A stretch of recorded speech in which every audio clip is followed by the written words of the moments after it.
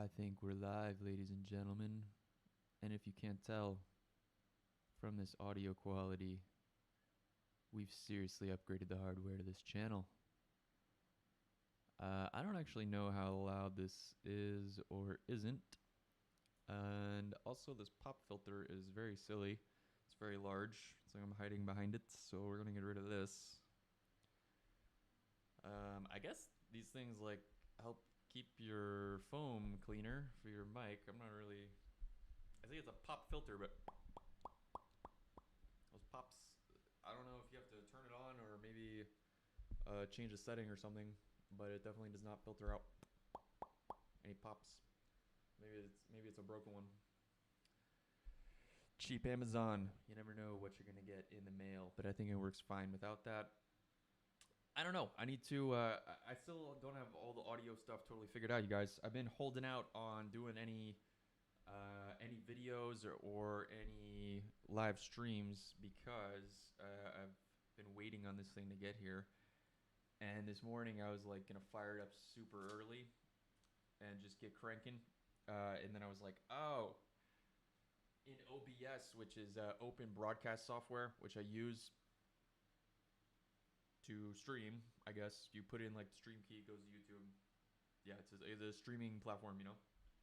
So in there, I noticed, oh, I'm only getting mono output for this new mic. Also, the next thing I need to upgrade is obviously the camera, because this camera sucks and it's focusing on the microphone instead of my face. That's fine. I have fucking acne right now, so it's probably the microphone's probably more fun to look at. And just start drinking more water if I'm gonna be doing live streams. Jeez Louise, take care of my skin. Anyway, everyone, good morning. Thank you for tuning in today. This is another episode of the FOLO cast. We're coming to you live from, I'm coming to you live. My name's Sean Ruffalo. I'm your host. I'm coming to you live from Lake Oswego in Oregon. I have three big topics that I want to talk about today. We are going to be talking about a tech business that I'm starting, who I'm starting it with, what we're going to be accomplishing, how we're going to set up sales funnels, what our product life cycle is going to look like, what our product optimization cycle is going to look like, et cetera, et cetera, et cetera, et cetera. So that's the first big topic. Next big topic, this is the one that I've had this topic. I wanted to do a podcast on this topic for over a week now. I've just been waiting on the microphone and I've just been holding out on this topic hardcore, you guys. And I'm calling it Biohacks because that's the name that I have for it. I want to stay away from like the more. I want to stay away from the more like stereotypical biohacks. Like we're not going to talk about what's like a good stereotypical fucking like the IV, the IV, the vitamin drip IV bags, stuff like that. We'll try to stay away from. I want to focus on like the niche kind of biohacks, maybe the ones that people haven't heard of, or that might just make people reconsider how they look at the world, how they look at gadgets, how they look at industrial design, that sort of stuff. There will be some stuff that's kind of been touched on, some stereotypical biohacking topics that you would hear from Tim Ferriss or one of those guys. But yeah, we'll get some more details there. And then the last topic is we're going to be talking about Twitter and their silliness, but we'll get to that when we get to that. Actually, I'll give you guys a little taste of what I'm talking about when I say niche biohacks. I don't actually remember the name of this device, but I know how to find it. Okay, it's called the Wristify. And it is, you guys, it's a pretty interesting thing. It's a heat sink for your wrist, you guys. Wait, this is not the right one. This looks like a designer one. Yeah, Ember Labs. This is the one that I was looking at before. Yeah, this one looks like the effective one.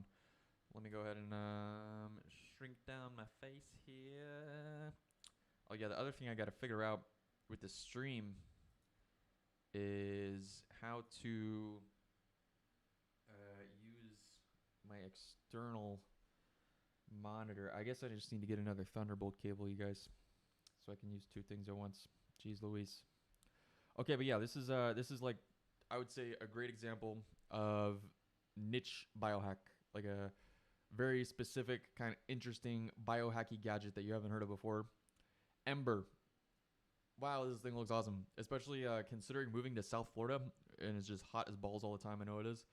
Having something like this, I think, would be really, really nice. They say in their ad copy, they say that wearing it in cold mode is similar to holding a ice cube against your wrist, and using it in hot mode is like you're holding like a porcelain cup of boiling water, like a hot beverage. Yeah, it's pretty cool, you guys. It's like you could.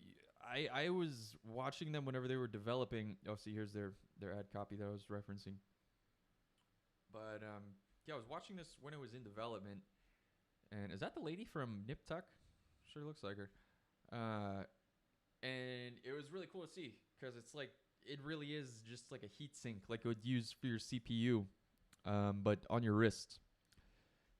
So yeah, that's really neat. There's airflow in there. There's, I guess I don't know how it works to switch modes. I guess that the probably the thermal, like the actual thermal pad, the piece that's making contact with your skin, is just like a generic part, and I imagine there's heat pipes going through it for getting rid of heat, and then to put heat in there. How I don't know how I would engineer this because you have to consider if you're using heat pipes like a traditional kind of air-based air cooler, which is basically what this is. How do you get the heat into that same pad where you have heat pads, heat pipes that are there to remove that heat? You know what I'm saying? It's like you have a cooling. I understand how the cooling works totally, and I also understand how the heating works. But together in the same device like this is actually really really special, you guys. There's like a lot of time that I had to go into figuring that out because maybe it just like overpowers the heat sink, and it doesn't run the fans, I imagine, so it's not really removing the heat. That's got to be it, right? Like it doesn't run the airflow. Maybe it closes off any vents too, just to really lock all the heat in there. And then yeah, I guess the heat sink doesn't act like a heat sink if it doesn't have air flowing over the fins. So I guess that's got to be some part of it. There's probably way more serious engineering that went into getting it to work like it does.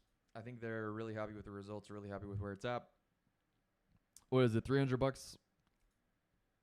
Actually, the rose gold one looks cooler. Yeah, man, I think that's worth it. If you're living somewhere like Miami, like imagine like two of these on each wrist. You just, I mean, you could just slide right into your collared shirt. It's like it fits like a watch basically. But you go outside to walk to lunch, and you're meeting someone for lunch. You don't want to be all sweaty. You just tap tap. You get a nice little cool down while you're walking. Man, that sounds very nice to me. It's because it's also like if everyone had one of these, you can imagine instead of heating up a whole, I don't know, train car or whatever people sit in, a whole room. Yeah, instead of heating up a whole room, everyone can relate to this, right? You're at work and there's some girls in your office and they don't wear any clothes, so they always want to turn up the heat or turn off the AC, right? So imagine instead of them doing that, instead of people being like, "Oh, well, I wear a suit and tie, so we should have the AC on." What is that? Garbage truck. Instead of doing that, everybody just has one of these little Ember bracelets, right? And so you're a girl, you get cold, and you just boom, tap your little button, and then you get a nice 5-degree drop in the perception of your core temperature. Pretty sweet. But yeah, that's kind of niche topics that we're gonna get into when we get to that topic.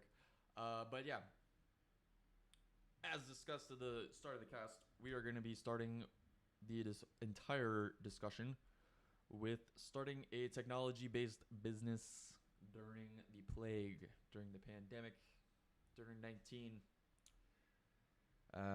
YouTube algorithms are going to catch all my buzzwords and ban me because I'm not a medical professional. My parents are doctors. What are you guys drinking today? It's morning time. I recently have been getting a little bit back into caffeine. Not too much, but I like it in the morning sometimes, you know. Been drinking these bad boys. One of those a day. It's like the reason I like it is it does taste good, of course, but it's the perfect balance, I would say, of fats, proteins, and caffeine. It is actually maybe a little bit heavy in the caffeine department, but I don't just drink this, right? I have it with a breakfast. I had a sausage, egg, and avocado breakfast, and some kimchi too. So I have more calories and fat with it always, but just as a drink, just by itself, if you were to drink it by itself, it does have that little bit of something for the caffeine to stick onto that isn't sugar. You know what I mean? Um, People use caffeine with sugar. The reason they do this is because you get the sugar buzz and it pretty much extends the caffeine hit, or it makes the caffeine kind of feel like it's tapering. It's not really doing that, but you get the perception that it's doing that with sugar. But actually, that's a very, very bad thing to do for your body, because you think about, okay, you're giving your body a stimulant, right? Caffeine, which is going to crank up all your metabolic processes.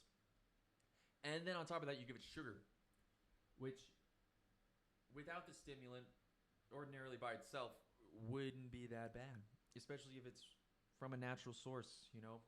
I mean, if you go to 7-Eleven, you get a candy bar once a month, that's not going to make you overweight, okay? You know, it's the stuff that you do all day, every day that makes you overweight. But one concentrated shot of sugar as a treat to yourself, you know, 10 to 12 times a year, maybe 20 times a year if you include the holidays or something, you know, that's not bad. But if you eat a candy bar and at the same time take some powdered caffeine, you know, which is basically what most people do with their cups of coffee in the morning, you're not just giving your body a stimulant, you're also giving your body a very, very, very low quality fuel at the same time. So caffeine by itself isn't actually a fuel. You do not get any energy from caffeine. Caffeine, like when people say energy drinks, I feel like that ruins kind of people's perception of where metabolic energy comes from and how the body works. Because you drink an energy drink, you're not getting any energy. Oh, you get energy from the sugar, you get energy from any carbs in there, et cetera, et cetera. But actually, caffeine itself does not give you energy. If you are out of calories and you are, let's say, laying on your back in the middle of the desert, and maybe you're still very hydrated, but you're just out of physical energy, you haven't eaten in 5 days, you've been walking, and you just have water. So if you're laying there and your body is ready to die because it doesn't have any energy left, it's basically a dead battery. And someone comes along and they have pure caffeine, right? Let's say they have like caffeine powder, and they mix a little bit of that into your water and then pour it into your mouth. It's just going to give you a heart attack. It's not going to give you any energy. Your body's just going to be like, oh, now I have stimulants and nothing to burn. So similarly, when you have a cup of coffee with a lot of sugar in it, or any just dose of caffeine with a bunch of sugar, you're kind of doing the similar thing. Like you're not giving your body no fuel, but you're giving your body a very, very, very poopy fuel. What you should be doing with your cup of coffee in the morning is taking it with proteins and fats. This helps the body to have something for the caffeine to hang on to, basically. It gives something for your body to burn, and you want that immediately. You don't want to, drink your coffee and then go into hyperglycemia because the acid lining in your stomach is just ripped out and pooped into your lower intestine. So then by the time you actually get breakfast to hit it, like you're damaging your stomach liner. Not good. But yeah, this stuff, let's see here. What's the nutrients? 5 grams of protein. So what's the source of that? Ingredients: organic green coffee. No. Oh, it's got L-theanine in it. Probably. What's monk fruit? I don't know what that is. MCT oil, I guess, is where all of the fat and protein comes from in this. But yeah, 180 milligrams of caffeine. So that's actually a lot. That's like 3 standard cups, I would say, of coffee, 60 milligrams each, right? It's got some milk in there too. Fat, it has 1 gram of fat. So actually, it could use a lot more. And 1 gram of saturated fat, so 2 grams of fat, kind of. No trans fat. And no added sugars. Awesome. If you get good coffee, you don't need sugar. It's coffee actually has a sweet taste to it if you roast it properly. I found. I didn't know about this because when you don't live in the Northwest, coffee isn't like a treat. It's not like a cultural tenant like it is in Portland and Seattle.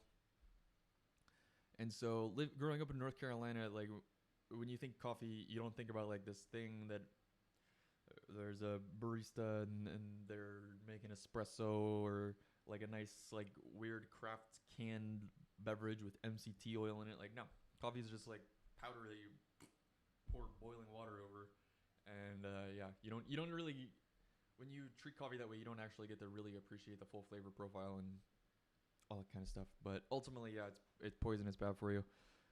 Need to stop doing it again. If there's anybody in the chat or watching, get in the chat and type some stuff. But yeah, you guys, that's what I'm drinking. We're 16 minutes in. We still haven't talked about what we wanted to talk about at all. So we're gonna talk about this business I'm starting, you guys. I'm actually starting this with one of my really, really close friends in North Carolina, and he's really getting good with the CAD software pretty quickly. So yeah, we're in the middle of designing a geodome right now. It's going to be a 3D printable geodome kit. So we're going to be running Prusa 3D printers, which are like these not quite professional grade. They're like high-end hobbyist printers. It's like $700 for a kit. You have to build it yourself, but then it's pretty reliable. It's got some features that just make it more convenient. When you are paying for reliability and convenience with a printer, you also invariably are also paying for speed. This is like a really similar concept to boats, actually, or even firearms too. When you have more speed, if you have a sailing boat, for example, and it's very, very safe, it's almost always going to be fast as well. Like the speed comes with the safety and vice versa. They're both resultants of the same good engineering practices. Also, same with firearms. Firearms that you can reliably shoot very, very like at a quick pace. Round after round after round, and do like 3 mag dumps in a row with no problems, really, really quick. That's also a firearm that's going to be very, very safe because it's so reliable. And if you have a bolt that's functioning at that high speed, then, same thing. So with 3D printers, when you get something that's very reliable, i.e. the print doesn't fail very often, the same engineering principles that go into making the thing precisely fabricated enough that it does that reliably, it achieves reliable results, is also the same engineering practices that result in a printer that can operate at a high speed, i.e. finish your part in a quicker amount of time, which is pretty important. That's probably when you start talking to someone about 3D printing and they're kind of unexposed to it or whatever, that's usually like the biggest like kicker for people is they're like, wait, it takes 8 hours to print out that, and it's like, yeah, I mean, I don't know. It all depends on, of course, like the size of what you're printing. Like if you're gonna print out like a mouse, like include some crazy details, I mean, that's probably like a 5-hour print for something that size with like a standard size nozzle and going at like okay speeds, But yeah, the Prusas are nice. I think they were based in Germany. But yeah, they're a legit company. The printer that I had before the Ender was just not doing it for me. It's basically completely falling apart. I'm just giving up at it at this point. It's on its side. Its motherboard is exposed. It's a sad sight to see, but that's where that's at. I don't know what I'm gonna do with this thing, you guys. What the fuck was I replacing? I was replacing. Oh yeah. Okay, so the last thing on this printer that failed was the heating element. Heating element. So I was getting thermal runaway only when I was printing. So weird. Another weird problem with a ender. Go figure. So I could get my nozzle up to temperature. I could get my bed up to temperature, no problem. And I could leave him at temperature. I could walk away and they'd be fine. I could leave him at temperature for an hour, just chilling. But whenever I started to extrude, whether on the bed or just extruding, like manually controlling it while the nozzle's raised, it loses temperature and then it gives me a thermal runaway. It even did a thermal runaway if I leave it on for an hour, come back to it, and then just do a little extrusion. I did like 20 millimeters maybe, and then stopped. No more extrusion, and it's still boom, thermal runaway. So it's just it was totally F to the A. So what did I do? I thought it's got to be the thermistor, so I replaced the thermistor first. No go. Then replaced I was replacing the heating element, and I was working. But I was doing the wiring, right? And so there's a sleeve that encompasses all the wires from the motherboard to whatever components it's going to. In this case, the nozzle heating elements. And so I'm trimming the sleeve because I was trying to feed the wires through it. I got it to work for the thermistor because I had done this before because I've replaced most of those parts before. So I got to work for the thermistor. I was doing the same thing with the thicker wires for the heating element. They didn't make it through. They got stuck. They got jammed. Everything got tangled in the middle of the sleeve because there's multiple wires in there, right? So I was like, screw it. I'm going to cut this sleeve up. I'm cutting this sleeve up, and then I nicked the wire for one of the cooling fans, for the part cooling fan. And I was just like, dude, I'm done spending $10, $20 on parts. So yeah. Onward to the future, to Prussia's. But yeah, guys. I mean, that's basically the business model. Is we're gonna come up with product ideas, 3D print them, and sell them. The Geodome is something that I think we're gonna be able to sell really, really consistently, especially during summer months, stuff like that. It's like basically a tent or like one of those pop-up things, like the four-sided ones that people use on the beach all the time. It's like that same home goods / outdoor goods kind of niche that picks up in the summertime. Not this summertime though. Summer's canceled for 2020. But yeah, so there's a lot of different directions that we can go with that. We can make bigger sized ones. We can do like some like cool upgrades for it. Like we're gonna include a tarp is gonna be like the baseline one, but then maybe like an upgraded tarp with more openings or something, and like a bug net could be one. We want to do like speakers, surround sound speaker add-on, or another product. We don't know yet. We're gonna use WooCommerce. We're gonna use WordPress to sell the stuff.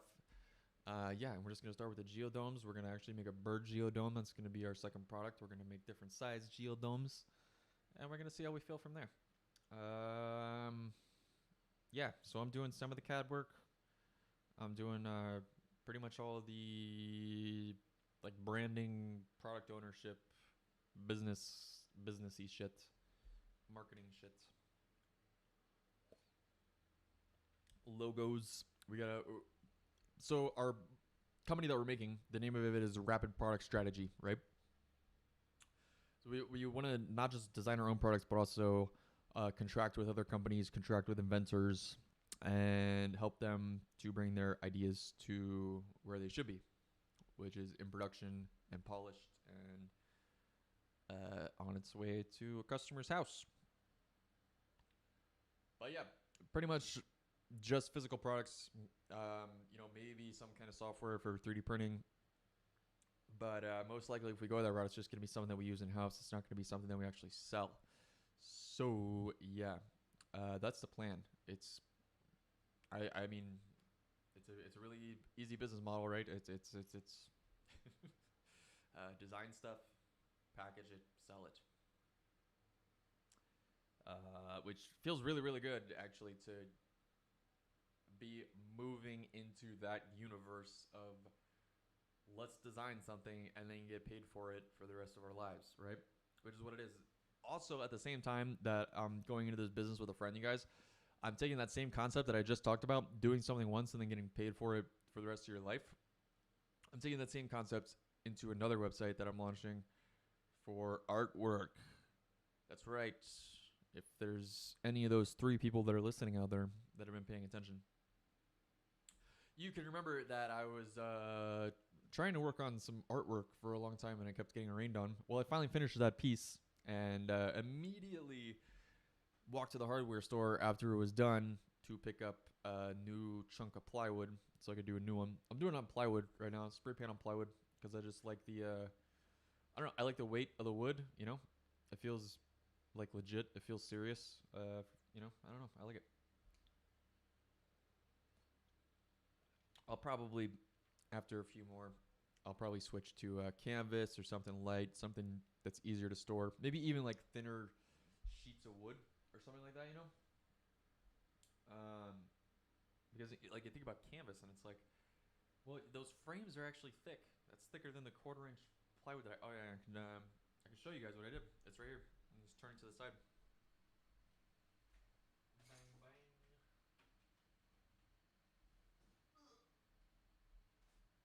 So as soon as I finish this, I only got another piece of plywood the same size that I'm. But that one I'm gonna cut in half, and it's gonna be 2 square pieces. But yeah, it's like a big remix of the American flag with pentagrams instead of stars.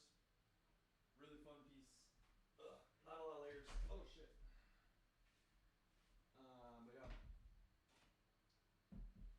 the next piece that I'm doing. So, doing this artwork. Let's circle back to the website. Circle back to the website. Then we'll get back more into that topic. But yeah. So that website is the same kind of, I guess, profit model, right, as rapidproductstrategy.com. The model being design something, build it, and then sell it. Sell copies of it, right? With artwork, the reason that I got into wanting to make my own artwork and sell it is because I was getting into investing in art, you guys. I was getting into I don't know how this fucking thing works. I was getting into investing art, you guys, and I was looking at all these guys that are making art and selling linographs and scenographs, and most importantly, the meat and potatoes of it all, the signed and editioned prints. Whether it's a screen prints or a machine prints, or I want to do like limited edition sprays, right? Because I'm doing spray paint, so it's like if I do a stencil piece, I could do like a run of them, right? I could do an original one where maybe that one has like some bonus details or something like that. But then I could take those same stencils and do like some limited edition sprays, right? That'd be pretty cool.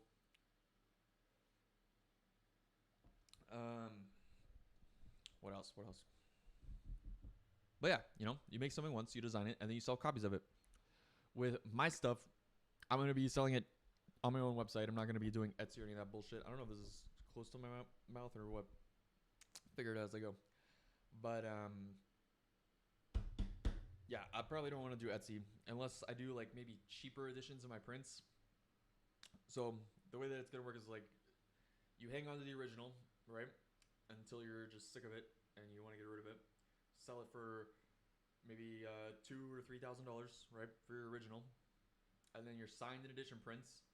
You sell each signed and edition print for, I don't know, $70 to $100, maybe. While you're starting out, you know, like for that one, that's probably what I do is like $100 because I really like that piece. That's why I would go all the way for the 100.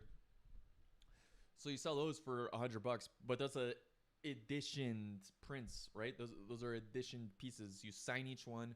You say, hey, this is edition 17 out of 50, okay? Or this is edition 29 out of 100, however many editions you want to do. So then let's say I do 100 of those at $100, right? That's pretty good. That's pretty good payout for painting a thing, right? And then just selling some of it, right? That's great actually. And that's just like the initial run, right? I'm not saying you do additional signed and edition prints. You don't do that. Don't do a second run of edition prints ever. That's fucking shit. That's basically, if you do that as an artist, like you're basically like sending everyone that bought your first edition a picture of your butthole through their email. Like you're like, hey, you remember how I said I was gonna make 50 of these that I signed? Well, I'm making 500 more, so yours is now, very, very diluted in value. That's not good. Don't do that. But what you can do is continue to sell prints of different sizes that are not signed in edition and maybe lower quality too, right? Like they're just like basic bitch kind of prints, right? So you can keep selling those. So let's say I do the 100 for 100, I get my fucking 10 grand for painting and scanning and printing. I mean, there is actually work that goes into it. It's not like it's just makes itself. You have to make the website.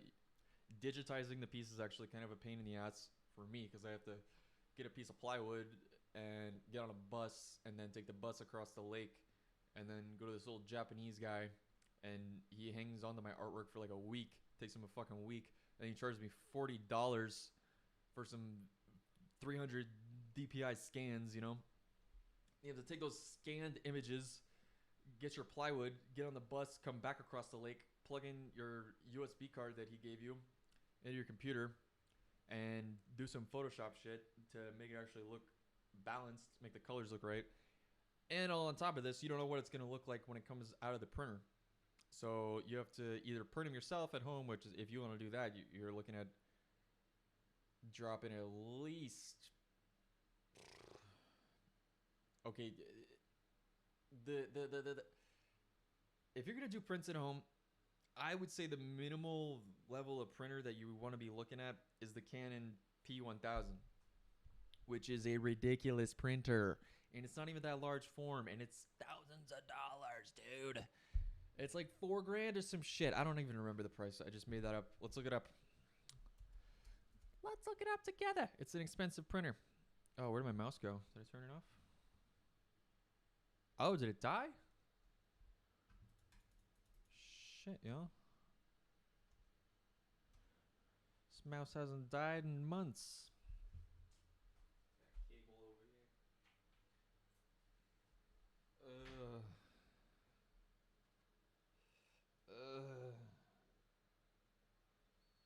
You guys seen Logitech's updated port? Isn't that handy? It's got these little wings. And those go in to these little slots, right? So that way the port doesn't get wiggly, and neither does the cable. Like it's all just always secure in there. That is awesome. Every port should have that, right? Good job, Logitech. You guys are killing it as usual. Let me plug this thing in. What are we gonna do? There we go. And we got mouse power. We're gonna look something up. Oh yeah, the P1000. It's like $3,000 or some shit. $1,200. This is the two.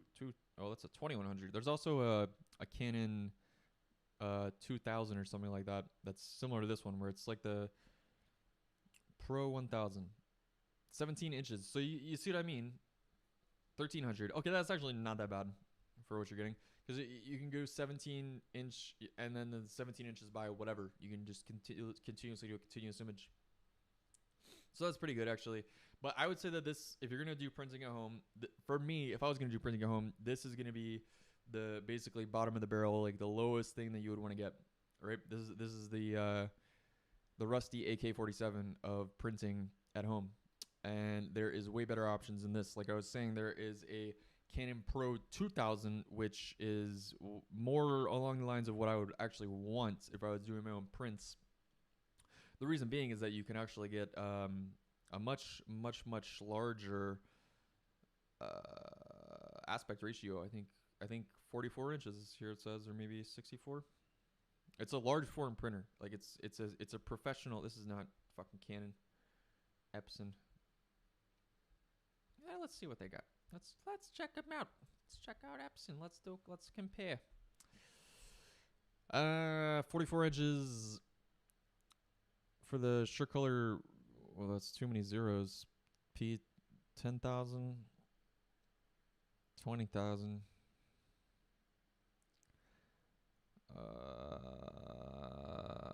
Okay, so all new Ultra Chrome Pro 9 color pigment. So it's like, no. Oh my Jesus, dude. $12,000. What the fuck? Oh, this is a big one, isn't it? Yeah, this is fucking huge. This is 64 inches. Holy fuck.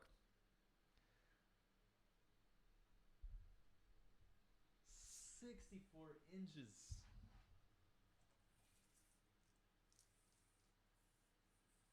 That is huge. That's prints that are as tall as I am. Almost. You know? Not really. I'm pretty tall. But 64, that's huge, man. Like, imagine that. Imagine being able to do that at home. That'd be awesome. That's crazy, though. So, look, it uses 9 cartridges, whereas the Canon ones use 12. At least the P1000 does. I don't know. Canon. I don't know why this isn't coming up on Google. I'm pretty sure this is what it's called. Maybe it's called something else. No, that's definitely not it. Canon large format printer. Pro 4000. Is that what I'm thinking of? Maybe. But yeah, something like that. I mean, something in that category, I think, is more what you would want if you wanted to actually be serious about it. Because it's like, if you're going to buy a nice printer like this is kind of like how I feel about buying a really nice computer is, oh wow. How many, wait, this is weird. How many ink cartridges does this one take? Because I know that the Pro 1000 Canon, which is a smaller format than this is 44 inches. That's pretty good. But the smaller one does 12. So this is interesting if this one has only 7.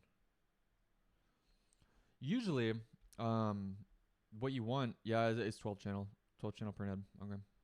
Usually what you want is you want more, because if you have more ink cartridges, yeah, that's a pain in the ass to manage. Because the thing about each print, it's going to be taking less ink from each little thing, and also you get a better dynamic range, especially with the darks. It's really interesting. I had never really looked at archival printers or professional printers or anything like this before kind of getting into the art stuff. And yeah, it was really interesting. Like, when I saw someone on YouTube open one of those Pro 1000 Canons for the first time, I was like, oh my gosh, it has 12 cartridges. But it's like half of those are for blacks and translucents and weird shit like that, like negative colors. So, you know, but it's all just to get sharp, and it actually really, really pays off. So it's back to what we were originally talking about, you guys, before we went on this printer tangent. Is you can either print it yourself at home, which you're going to be paying thousands of dollars for a printer and ink cartridges, or you can take it to someone to print, and that's what I do because I don't have a printer.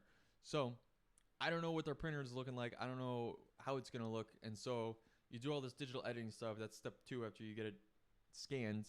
And then you take it home, get it ready to print. And then you take it there. And you hope that it comes out like your image. You know, you hope it comes out and you hope that it's good. And you're usually paying a good amount of money for the prints too, especially if they're quality. Like the signed and edition prints, all of those, I'm going to do like such a good job at making those special, at making them high quality, at making them personalized. All the kind of stuff. So, you know, I'm putting all this time into it. I don't want to, put some junk printer job, that it doesn't look good. So yeah, point being, there is actual work that goes into it, but the overall idea is you get this nice big payoff from the signed edition prints. Let's say 10 grand per painting. Then you get, eventually you sell the original for whatever. I would sell that for I don't know, maybe 3,000 is what I would sell that for. But not right now. Like right now, I don't even want to sell it. I like it. I want to look at it more. So yeah, but yeah, so that's like a good payout, right? And then you can keep selling prints. You can just keep selling prints. And then like if you do, maybe you do some ridiculously hard technical masterpiece, and those like you could sell you could do like really really really high end signed in editions, and then like mid range, so that you're still appealing to customers. So like you do your high end. These are let's say $300 a piece. $300 a piece for each one of these prints, and they're just so highly quality end. They come with this awesome souvenir certificate of authenticity, like a personalized note or something like that. So you make it really really good, and then you could do like a mid range, which is maybe you have like a higher amount of those. So those would go really really quick. You sell those for $100 a piece. Bang bang bang bang bang bang bang. Get you some money to do whatever you want. Make your next art piece. Yada yada yada. And then you have these high-end ones that stick around for a while. They stick on your website for a while, and every once in a while you get someone that goes on there and is like, yeah, I want to pay hundreds of dollars to get this really really nice one because I really like this guy's art. I want to support him. So that's like another route that you could do it. But the whole point being, you guys, that I love this idea. I love this idea of let's make something and then let's sell copies of it. Let's sell it for the rest of our lives, whether it's writing a book or doing artwork or rapid product strategy or doing geodomes. And who knows what we'll do after that. I don't know. So that's kind of the business that we're starting, is rapid product strategy. It's all about CAD design, industrial design, 3D printing, rapid prototyping. Yeah. I guess like manufacturing optimization, stuff like that too, but we're going to be focusing on a lot. We're going to be having fun. I'm probably will move back to North Carolina soon, just to be physically there with my business partner so that we can just really have our heads together while we're kind of in this critical stage of being very very close to launching our first product.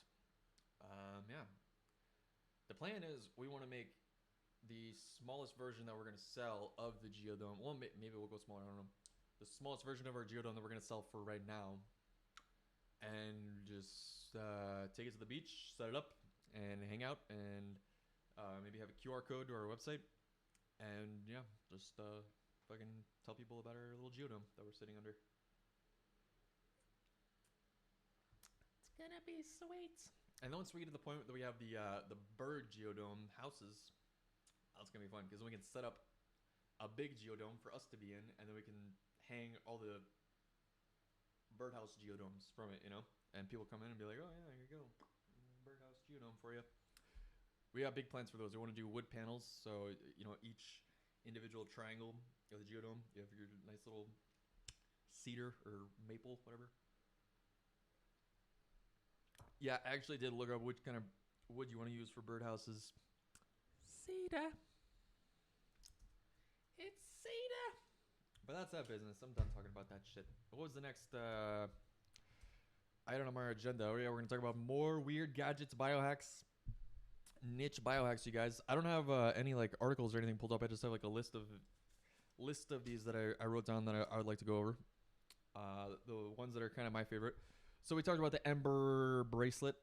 What's another good one?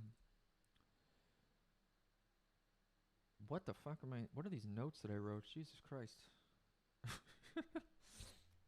Oh, yeah, I know another good one. Okay. Let me adjust my face cam. I need like a hotkey or something to do this more quickly. Come on, click, adjust. No. Bastards. Okay, so this is one of my favorite gadgets slash biohacks slash industrial engineers.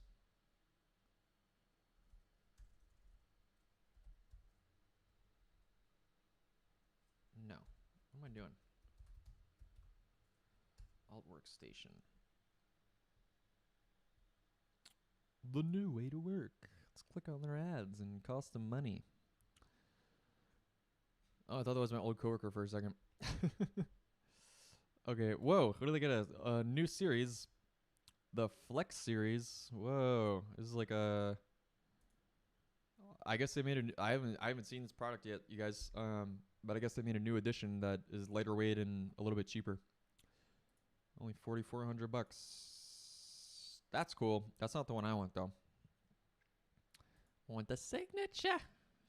$8,000 for a fucking chair. But look at this, you guys. Wouldn't that be sick? Wouldn't that be dope?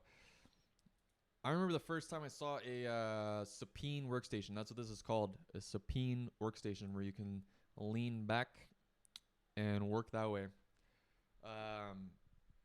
Well, the first one I think I ever saw was Grandma's Boy. You know, when he's leaned back in that chair. But then after I watched that movie, I was like, is that actually a thing? Like, is that a product? Do people make these and sell them? And I found... Let's see if I can remember the fucking name of it. I think this was it. Oh, I misspelled Emperor. Fucking idiot. Yeah. Yeah, this was them. Okay, so these were the first supine workstations that I saw. And this is actually their light version. They have a crazier one. Like a beefier version. Like this is basically their light version. They have one that's the parts like it looks like armored basically. Like it just looks beefier, more significant cushioning and all that kind of stuff. I don't actually know how their models are structured or anything. I haven't visited their site in forever. But anyway, this is the first supine workstation that really was available for you to just buy and like get, you know, without spending a crap ton of money to have one custom made. Was that moving around the whole fucking time? That's bonkers if so. Was the Emperor ones. And then Altwork came a little bit later. And Altwork's just, whenever Altwork came out, right, the Emperor was 45 grand for their big model. And then this model that they have on their website that we were just looking at was $15,000 or $16,000, right? So then Altwork came out and they said, hey, we have one that's just as comfortable, just as functional, maybe it looks a little bit less gamery and costs half the price. And people jumped at it. And I also said it, while it looks like a better deal, it looks like kind of the way to go. I mean, just imagine that in your office or at your home office or whatever. That's like a dentist chair, dude. That's primo. That is a nice workstation. What I want to do personally is, if I ever get a catamaran sailboat one day, I will want to rip out the nav station, which is basically a little area in the interior of the boat that has usually your motor controls. So it's a helm station. You can turn the rudder, you know, if there's a wheel. If not, you can do it through software. But yeah, it has, you know, a little seat for you to sit. And it basically just looks like a little computer desk. And there's a chart plotter, a touch screen that you can see your map and, you know, where the wind is going, all this sort of bullshit. And then like some other instrument panels, you know, like a radio, whatever else people have at their nav stations. Different people have different things. Some people like some satellite connections, stuff like this, you know, control panels for any of that. But the thing is, like, it's not your electronics, it's your navigation and communication station. But what I would want to do is rip all that out, not the electronics and stuff, but like the hardware, like rip out that desk, rip out the chair, rip out like the shelf, anything in there just to make more space, and then drop one of those alt workstations on a boat. How amazing would that be? Can you imagine sailing on a catamaran? The cool thing about sailing on a catamaran is you could do something like sit at a computer workstation because you're not rocking and tilting and you're not keeled to the side. Like it's flat, you know? So imagine sailing just at 11 knots, right? on the fucking Atlantic on your way to Bristol or something stupid, on your way to Norway.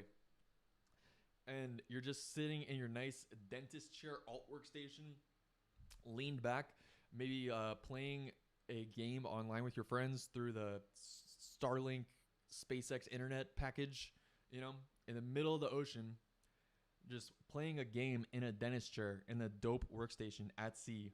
Imagine this. And then you alt tab out of your game, and you look at your second monitor or some shit. You look at your second monitor and you see your chart plotter, and you could see like where your boat is. You could see like there's some traffic. We're going up to a shipping lane, so I better close my game down and go pay attention. Or you could just say like, oh, it says there's 3 days until we get to Bristol, so you just go to sleep, wake up, play more games till you get to your place. That sounds pretty ideal to me. You could play Sea of Thieves at sea. You could be sailing while you're sailing. Yeah.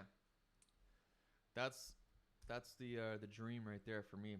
And then stream while you're doing all that, like live stream your sailboat, live stream your game, live stream whatever. So that's that. That's the alt workstation. What's the next item on here of cool thingies? Oh, I got a good one.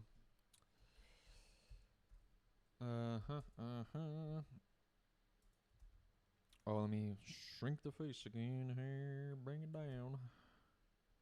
The Pavlok. Okay, this is a really weird one. This is probably the most eccentric item that we're going to go over today. This is basically a smartwatch that is programmable. But instead of tracking your heartbeat or notifying you of when you have a text message, I guess it could do that.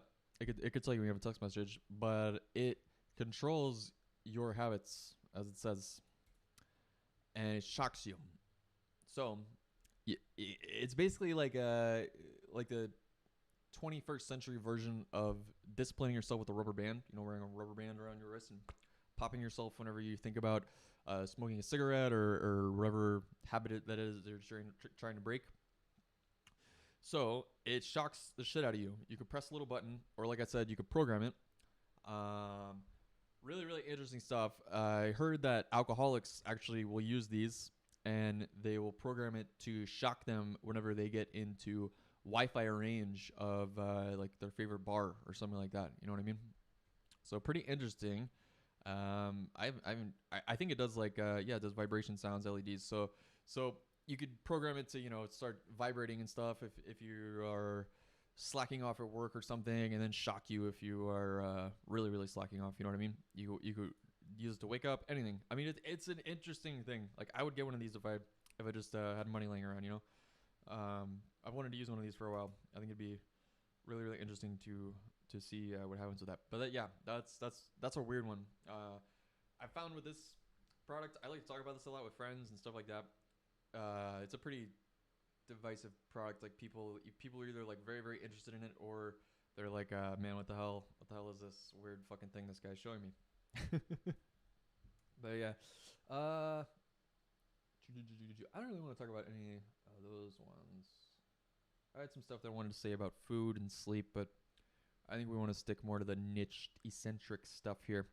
We can talk a little about nootropics. I wanted to stay away from topics like that because I feel like it gets covered so much already, in like the nerdy like tech arena. But I have done some stuff with nootropics, you guys. And if you don't know what a nootropic is, it is basically a nutrient for your brain. So it's not caloric nutrients. Like it doesn't give your body energy like we were talking about before, like with caffeine. Caffeine is a nootropic. But what it does is it changes your metabolic processes. It enhances them in some way that hopefully helps your brain function. A lot of it has to do with memory, retrieval, spatial reasoning, things along those lines. So the ones that I've used, aside from the most common, caffeine and nicotine, amphetamines when I was younger, prescription, like way younger. Like not like I used to be addicted to meth, but I used to be on amphetamines whenever I was in grade school. What the fuck is this lady doing? Like, what the fuck are you looking at, bitch? She's got her fucking SUV parked in the alleyway. I've never seen her before. Now she's peering around everywhere. What do you fucking want? Go back to fucking Washington, bitch. Jesus. Where all these people in Lake Oswego are coming from, just wandering around. I guess it's probably for the 4th of July. People don't know who they're trying to meet or something. Who knows? Anyway, you know, yeah, I used to take it out when I was a kid. That shit sucked. And so yeah, those are like the common ones, you know. But then uncommon ones that I've tried. The first, like, I would say true nootropic that I tried was paracetam, which is the like starter one, right? That's what you always want to start with is paracetam. That was interesting. It's one that you can like redose and stack with others, and it works really, really well. It's very, very subtle. All the nootropics, the actual nootropics, not caffeine and nicotine, all of them are very, very subtle. They're not. It's not a drug. You don't. Some drugs are nootropics. Not all nootropics are drugs, and most nootropics are not drugs. Most nootropics are not gonna hit you like caffeine. It's not gonna jack you up and be like, oh, okay, now I'm on paracetam and I'm gonna get my math homework done. Like, no, it's just like you don't notice it unless you're paying attention to it, kind of deal. You know what I mean? Like you'll with paracetam, I was just more coordinated. Was the cool part.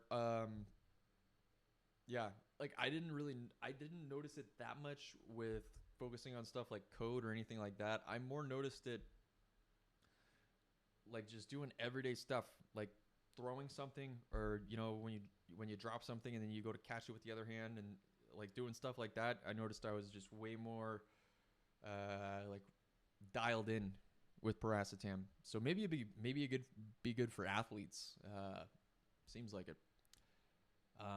Then I've done like the ones that you find in like pre-workout, which is like L-arginine, stuff like that. I don't really consider those nootropics. I think those are more kind of a different class of supplements. Yeah, those are like workout class supplements, I would say. But the other one, aside from paracetam, that I had some experience with is Noopept, which that's another very, very interesting one. I would say that one's more interesting than paracetam, but perhaps a little bit less common. Noopept, I felt like socially I was very, very dialed in. Like I could tell like immediately with Noopept if someone was getting annoyed with me, you know what I mean? Whereas usually I'll just kind of plow through and not really pay attention to the other person in the conversation that much. Like I'll pay attention to what they say, but not how they're feeling. You know what I mean? Whereas with Noopept, I would notice that stuff a little bit more and be more like tuned into it.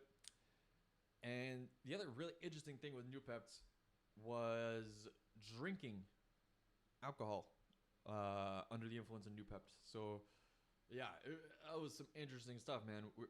I was weighing it out in gel caps, and so I'd like take 2 of these gel caps and then go to the bar, go to a house party or something like that, and get plastered. And it's like it takes away like the negative effects of drinking, if that makes sense. Like I could be just shithoused and not have any lack of coordination, which I usually don't really get that much anyway. But you know, like just everything would still be there. You know, I'd still be able to communicate. I'd still be able to talk without slurring my words. I'd still be able to, you know, like I'm still all there mentally and physically with Noopept. But you get like the good effects of alcohol, right? Like you get like the euphoria and like the whatever bullshit else. So yeah, that's interesting substance. Noopept and paracetam. They're both pretty cheap and pretty easy to get. They're just not FDA approved because if you think about I mean, same as everything in America, what products have a foothold, and lobbyists, you know, are gonna get paid off to keep those footholds in place. For the reason that these supplements aren't getting FDA approved. And by the way, these are approved for use in other countries by their medical associations in the late 90s.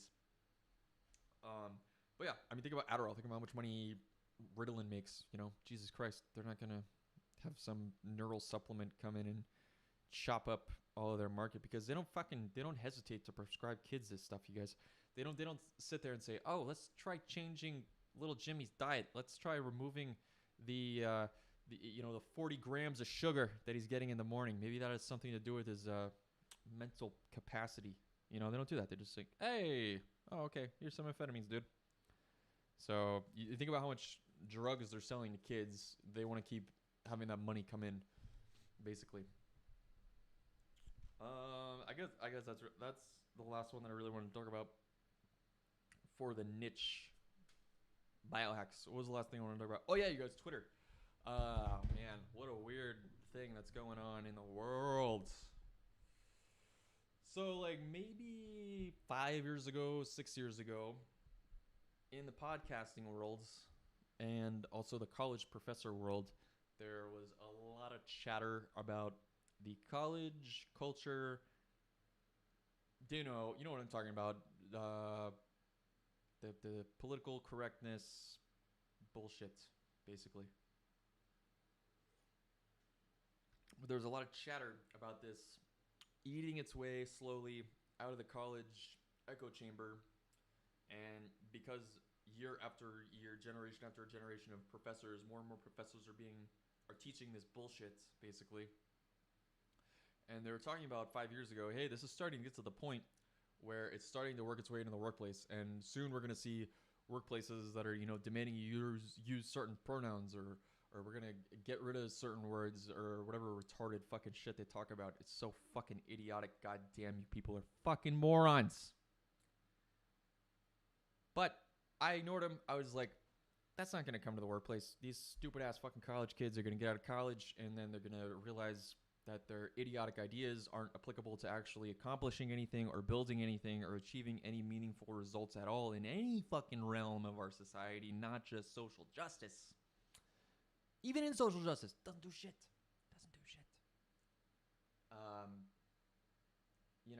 They're going to get out and basically realize that their skills are bullshit and that their opinions don't fucking matter. But that didn't fucking happen.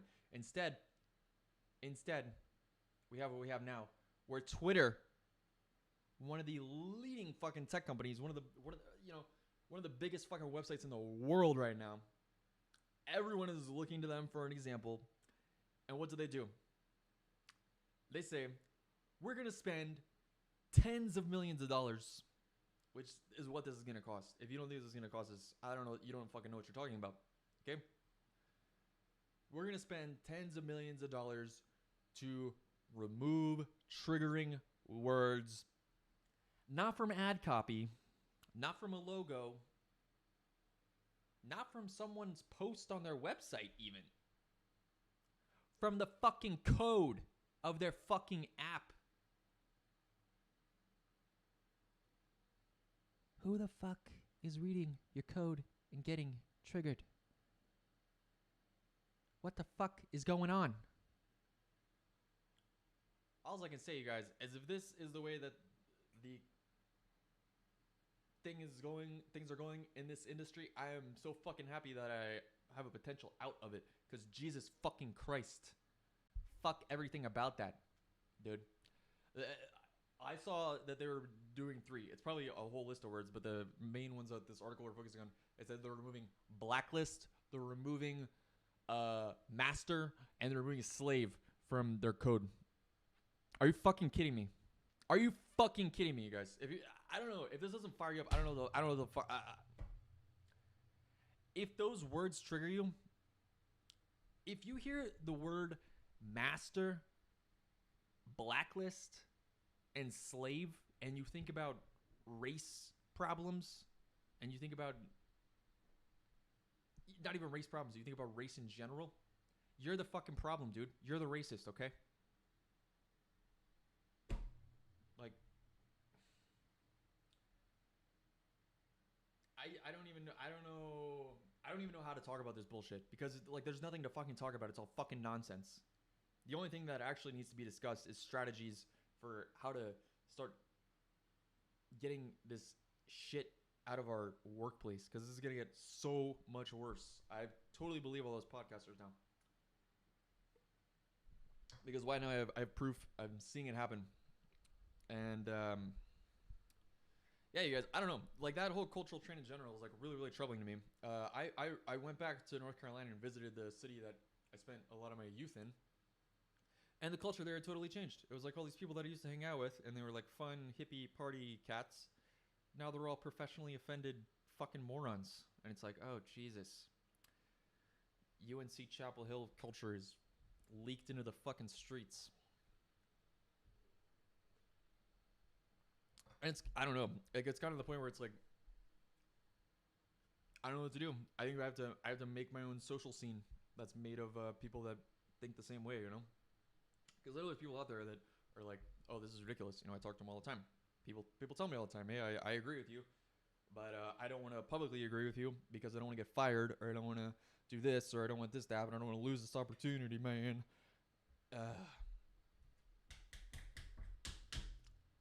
Yeah, I don't know. I think that I just don't engage with it for the most part because it's just total fucking nonsense. But I think that's gonna continue to be my plan, is to just. It's like, dude, there's nothing to do except for, you know. I mean, do the same shit you're always doing. Try to surround yourself with good people. You know, that's all there is to it. Get rid of weird people. Make a good scene. Make a good social scene. That's all I have to say about that. But I am just, I don't know what to make of this Twitter news, you guys. This is just crazy to me. I know that some people probably are thinking, like, is it really that big of a deal to remove words, right? And it's not that it's that big of a deal that you're changing the vocabulary of your code. That's totally fine to do. People go in and change variable names all the time. People spend a lot of money and a lot of time doing that, right? To clean up your variable names. You want to make good methods and good names that you remember and other people like them and all this sort of stuff. But to go in, because there's pressure from these college cultures, and remove words that are potentially triggering, is just insanity. Like, this isn't, especially big apps like Twitter has, you know, like, think about that, dude. Those are fucking serious keywords. You're gonna go in and remove them. And then you have to think about, like, it's not a matter of simply find and replace, because those are keywords in the code. So you have to then change the way that your fucking programming language actually fucking works to change the key code or change the keyword. That's nuts, you guys. This is so crazy. This is absolutely going to cost millions and millions and millions of dollars. And for what? Who is reading Twitter's code? Who is opening up a fucking code base, reading a block of code, seeing the keyword slave, and getting triggered to the point that Twitter needs to spend tens of millions of dollars to get rid of the instance of the word slave in their fucking code base? Fuck everyone. Fuck all of you. Fuck everything. Like, this is the kind of shit that reinforces my sentiment of wanting to buy a fucking boat and never talk to anyone ever again, unless they don't speak the same language as me and I'm finding my way to a fucking bread store. You know what I mean?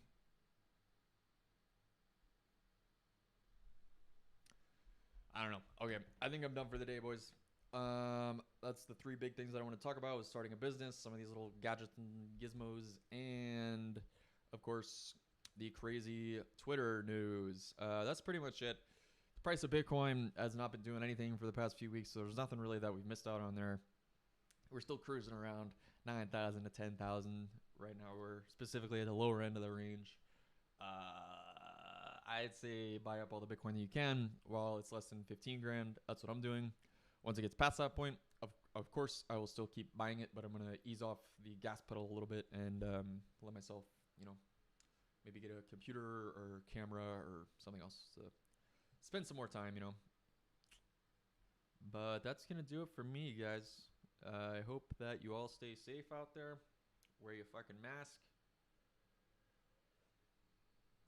If you don't have health insurance, go buy a respirator or a real gas mask so you can actually protect yourself. because the mask doesn't protect you, it protects the people around you. If you get a respirator or a gas mask, that protects you. Yeah, thanks for watching. Please give my channel a an engagement of some sorts, and I will talk to you soon. Got this sweet new mic, so gonna be back to maybe not every day, but we'll see. Peace out.